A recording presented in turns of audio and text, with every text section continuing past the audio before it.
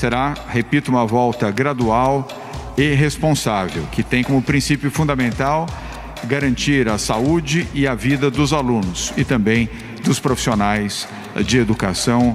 O fechamento das escolas é uma medida comum em vários países na luta contra o coronavírus. A ideia das autoridades é, claro, evitar aglomerações em sala de aula e, com isso, colaborar para a manutenção do distanciamento social. O detalhe é que a reabertura de escolas tem ficado no fim da fila das prioridades em vários lugares. É o caso do Brasil, boa parte do país. Acontece que há um debate forte em diversos países sobre a duração do fechamento das escolas e o seu custo-benefício. O que esse período pode representar em termos de perda cognitiva para os alunos e como isso pode se refletir no futuro? Eu sou o Márcio Miranda e nesse episódio aqui do 15 Minutos o tema é o custo oculto do fechamento das escolas na pandemia do coronavírus. Para falar sobre o assunto, eu chamei o Guido Orges. Ele é jornalista da Gazeta do Povo e mestre em economia política. Bom, Guido, primeiro o seguinte, né? Por que as autoridades e a própria sociedade debatem tanto a abertura, fechamento de bares, restaurantes, shoppings e ao que parece, acaba colocando no fim da fila a reabertura das escolas, hein, Guido? Tudo bem? Tudo bem, Márcio. Eu acho que tem uma questão de prazos, né? Quando a gente olha para atividades econômicas como o funcionamento de um shopping ou de um bar, é uma questão de curto prazo que tem um retorno econômico mensurável e que chega logo na sequência em que é aberta essa atividade, né? A educação já não funciona assim, ela é uma questão econômica de longo prazo. A formação dos estudantes ela só vai se refletir em renda quando eles entrarem no mercado de trabalho. E acho que tem um outro aspecto que é a participação da tomada de decisão, e isso é muito comum quando a gente fala em economia política, né? A política normalmente está virada para quem vota, para quem participa da decisão mais diretamente. As crianças e adolescentes ainda não são eleitores, eles não participam diretamente da formação das políticas e isso também causa uma certa distorção em como as políticas públicas são desenhadas. Somando as duas coisas, a gente vê que em muitos lugares as escolas ficaram no fim da fila da reabertura. Alguns estados do país já estão abrindo, fazendo algum planejamento de abertura, mas num prazo bem longo, né? São Paulo, que já tem a retomada econômica, deve colocar as escolas só em setembro. Esse é um dos estados que está abrindo. Tem outros estados que nem nesse estágio chegaram ainda, né? Distanciamento social, monitoramento de saúde dos alunos, higiene pessoal e dos ambientes escolares para garantir esta segurança. Repito, nas escolas públicas municipais, estaduais e também a recomendação para as escolas privadas em todo o estado de São Paulo. Bom, o debate que está colocado, inclusive, Guido, claro, a gente vai falar mais sobre essa questão aí da renda, né, que é algo mais para o futuro, mas o debate que está colocado basicamente é benefícios e prejuízos no fechamento das escolas. Vamos começar com prejuízos, né? Tem estudos que estimam a perda cognitiva dos estudantes nesse período, isso mesmo com as alternativas de ensino à distância que estão sendo implementadas pelas escolas?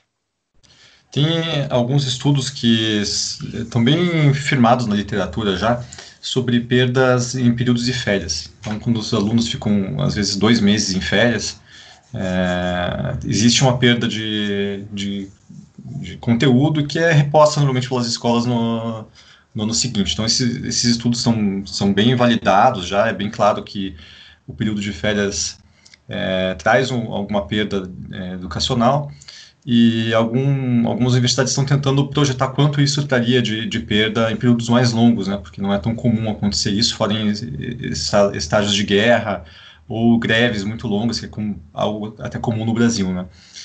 Tem um estudo da Universidade de Brown, nos Estados Unidos, que calculou que a perda em linguagem seria de até 37%, é o número mais alto que eles chegaram, e até 60% em matemática.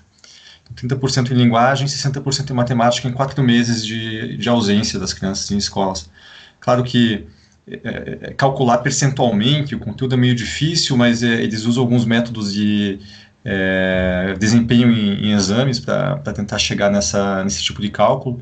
Então a gente sabe que existe uma perda, é uma perda importante do conhecimento que as crianças e adolescentes tinham em relação ao conteúdo do ano anterior, que em algum momento vai ter que ser reposta. Você perguntou sobre a questão de EAD, né, no ensino à distância. Sim.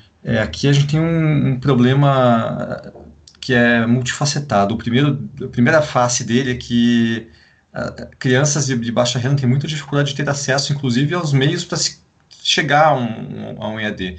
Em muitas casas, o acesso à telefonia móvel, a um celular com internet, é por pré-pago, não tem um pacote de dados suficiente para acompanhar essa educação. Isso é uma questão de acesso, né? Alguns estados estão tentando usar emissoras de TV para chegar às crianças, que é um método talvez mais interessante até, mas esse método à distância ele acaba não suprindo o acompanhamento que o professor faz em sala de aula. A gente tem muito pouco conhecimento ainda sobre EAD para crianças e adolescentes. O EAD ele é muito mais usado em ensino superior, e é claro que adultos têm muito mais condições até de disciplina mesmo para seguir um curso à distância. Então, tem uma questão de acesso, uma questão de eficiência que não está muito bem comprovada ainda, mesmo se fosse um curso muito bom em EAD, né? E a outra parte é de despreparo. No Brasil, a gente não estava preparado, mesmo no ensino privado, ainda mais no ensino público, para lançar um sistema de EAD para a educação infantil. Foi tudo feito às pressas, tem diferenças de qualidade muito grandes entre algumas escolas privadas que talvez estivessem mais preparadas e conseguiram investir os recursos para isso, e escolas que não têm esse recurso, que não têm nem o treinamento para fazer esse tipo de ensino. Então, a gente tem problemas que começam na casa do próprio acesso à internet, passa pela eficiência ainda não muito bem comprovada, talvez a metodologia para a criança não é algo muito desenvolvido, e a própria capacidade do sistema de ensino de prover essa educação. Essas crianças ficam sem acompanhamento de um professor, os pais em casa raramente vão ter a capacidade de entender metodologias de ensino para poder sozinhos fazer esse trabalho. Precisa de um tipo de preparo acho que pessoas sem o preparo não substituem o ensino presencial. Com certeza todos os pais que estão nos ouvindo aqui agora sabem bem disso, né? Sabem que não é fácil dar conta disso. E ainda tem a questão da concentração da criança, né? Que compete em casa com outras coisas, né? Claro. Se os pais estão trabalhando e no home office, é muito difícil de fazer esse acompanhamento. Tem uma outra questão que envolve aqui o custo do fechamento das escolas, que você citou, né, quando a gente comentou ali a coisa do fechamento de bares, restaurantes e shoppings, que essa reabertura tem um impacto mais imediato, vamos dizer assim, em relação quando a gente fala de renda. Mas eu queria que você comentasse um pouco, Guido, os estudos que falam que estimam, né, a perda de renda provocada pelo atraso educacional devido a esse fechamento nesse período da pandemia do coronavírus, né? Isso também é algo que precisa ser colocado quando a gente fala do custo oculto, às vezes, desse fechamento das escolas. Tem muita gente tentando mensurar esse custo para tentar fazer essa pauta andar de maneira mais prioritária no debate. A gente sabe que quanto maior o acesso e mais anos de estudo existe numa sociedade, na média assim, né, da sociedade, maior é a renda per capita, né? Então existe uma correlação direta. O ensino, a educação, ela tem uma das causas da prosperidade, né? Sociedades que investiram em educação, elas prosperaram, e a gente entende que quando há um déficit educacional, pode haver uma perda também de produtividade e de PIB, né? Como que isso acontece? Um ensino um pouco menos consistente ou com lacunas vai fazer com que, no longo prazo, essas crianças e adolescentes tenham um pior acesso ao mercado de trabalho, talvez sejam menos produtivos, e no fim elas vão sentir na sua própria renda um impacto, né? Claro que isso acontece ao longo de décadas, e é pulverizado e desigual na distribuição desse impacto. Crianças que tiverem uma perda maior, que podem, por exemplo, perder todo o conteúdo de um ano, vão ter um impacto maior do que alguma criança que conseguiu acompanhar o ensino num EAD bem feito por uma escola particular, por exemplo. Então, a distribuição desse impacto também é desigual. Por isso não aparece na conta do PIB imediato. Se você abre reabre o comércio, no mês seguinte você já tem os números aparecendo das vendas e de como isso afeta a produção. No caso do ensino, não, isso não vai aparecer agora, no momento que você reabre a escola. Ele é um impacto de longo prazo. Claro que ele pode ser minimizado depois com o tempo, conforme você tem políticas para repor conteúdos. Tem um estudo que foi feito no Brasil, inclusive, foi feito pelos economistas do INSPE, o Ricardo Paes e Barros, com um especialista, um dos maiores especialistas em desigualdade aqui no Brasil, e a Laura Miller. E eles chegaram à conclusão de que a perda de um ano letivo, por causa da Covid, se não for reposto o conteúdo, pode levar a uma perda de renda que equivale a 23% do PIB. E eles têm uma outra hipótese, que é você poder repor esse conteúdo e atrasar a entrada dos adolescentes, dos jovens, depois no mercado de trabalho. Então, eles entrariam depois, perde a renda de um ano de trabalho, mas pelo menos tem o conteúdo reposto. E, nesse caso, é uma perda de 5% do PIB. Isso é para mostrar a dimensão do que a gente está falando. É muita renda. O Instituto Brookings fez uma conta para os Estados Unidos, para uma redução de 4 meses na educação, e chegou em 12% do PIB de perda em renda. Então, são números que ajudam a pautar o debate, para mostrar que existe sim uma perda, ela é grande, não é pequena. Não se extrapola para o mundo todo, a gente está falando de trilhões de dólares em perda de renda no longo prazo. A questão é que ela é pulverizada, ela vai acontecer ao longo de anos, talvez a gente nem note isso no longo prazo. Tem alguns estudos sobre o impacto de restrições à educação durante a Segunda Guerra, que mostram que houve depois um impacto de produtividade e renda nas pessoas que não conseguiram repor esse ensino, né? Por outro lado, Guido, tem os benefícios, né, do fechamento. Não é um consenso que a medida de fechar as escolas é determinante para evitar a circulação do vírus? Então, esse é um tema ainda não solucionado pela ciência. A gente tem informações, alguns estudos, de que as crianças poderiam ser vetores menos importantes da Covid-19. A gente sabe que elas têm sintomas mais leves, elas não têm agravamento da doença, são raros os agravamentos. O tipo de agravamento mais grave da doença não é nem durante os sintomas da Covid-19, tem alguns problemas cardíacos que podem acontecer de maneira rara em crianças na sequência da doença. Então, realmente não é o público que mais precisa ser protegido se você tivesse que fazer uma escolha, né? É claro que numa escola tem os funcionários, tem professores, e esse é um outro ponto importante, assim, como fazer uma retomada com a proteção dos professores. Então, é claro que para eles o fechamento da escola é uma medida de proteção. E tem outro ponto que é sobre o quanto essa reunião de crianças e professores pode ser importante como vetor da doença, né? Aí não tem muitos estudos. Foi publicado um estudo na revista Lancet, que é uma meta-análise de outros estudos, e não é muito conclusivo, não se chega à conclusão de que é melhor abrir ou fechar a escola, mas os pesquisadores chegam a uma lista de sugestões, né, que você pode tentar manter alguma medida de distanciamento, de proteção a funcionários e professores que têm alguma complicação de saúde. Por exemplo, a gente sabe que hipertensão e diabetes estão ligados a complicações em maior número com a Covid-19, então seria que tem alguma forma de proteger também esses trabalhadores.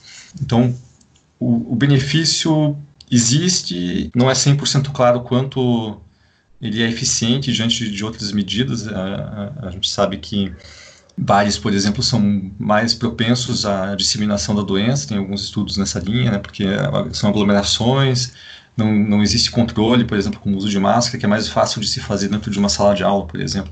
Alguns países que abriram escolas não tiveram problemas na sequência, mas eles fizeram o controle da Covid. Então, Alemanha, França, Dinamarca, são países que já são casos de sucesso de reabertura das escolas, eles não notaram um aumento, fora casos muito pontuais. Uhum. Tem o caso da Suécia também, que é o exemplo de país que não fez um fechamento muito drástico geral da economia. Lá também não existe uma indicação de que as escolas foram os pontos de maior disseminação da doença. Na verdade, o grande fracasso da Suécia foi não ter conseguido proteger idosos em asilos e casas de repouso. Ali. O grande problema, a grande crítica ao governo lá foi não ter conseguido fazer essa proteção e não a proteção às escolas. Pois é. Bom, o resumo da ópera é o seguinte, né, Guido? Temos que colocar esse debate aí da reabertura das escolas e, claro, aqui no Brasil ainda estamos começando, né, como você mesmo colocou, os protocolos e reuniões, algo que precisa ser colocado em pauta por tudo isso que a gente debateu, né? Então, o que preocupa é um pouco a falta de perspectiva da retomada das escolas, a existência de algum protocolo um pouco mais estruturado, seja com o apoio dos governos estaduais, seja com o apoio do MEC. A reabertura das economias em alguns lugares está acontecendo, talvez sem o melhor controle da doença. Os sistemas de monitoramento com teste, com acompanhamento de doentes não está muito bem estruturado ainda. Isso tudo vai atrasando porque as escolas estão ficando sempre como o último lugar a se abrir, né? E com detalhe que, na hora, pelo menos no momento que a gente está gravando aqui, nem ministro da Educação temos ainda, né? Nem ministro temos, né? É verdade. O MEC, que deveria participar desse debate, está um pouco mais difícil também, porque estamos sem ministro da Educação.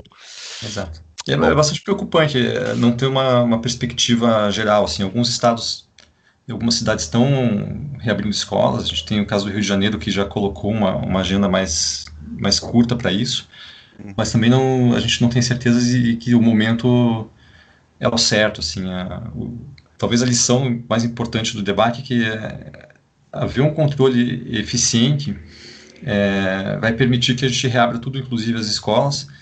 E acho que é preciso pensar que não haver esse controle e reabrindo a economia, fazendo com que a economia vá sendo tocada apesar de haver a Covid, vai deixar talvez para 2021 a reabertura das escolas. Isso seria bastante grave, né? Pois é. Bom, Guido Orges, obrigado por participar mais uma vez aqui do 15 Minutos. Até a próxima. Até. Ponto final nesse episódio do 15 Minutos, podcast da redação da Gazeta do Povo.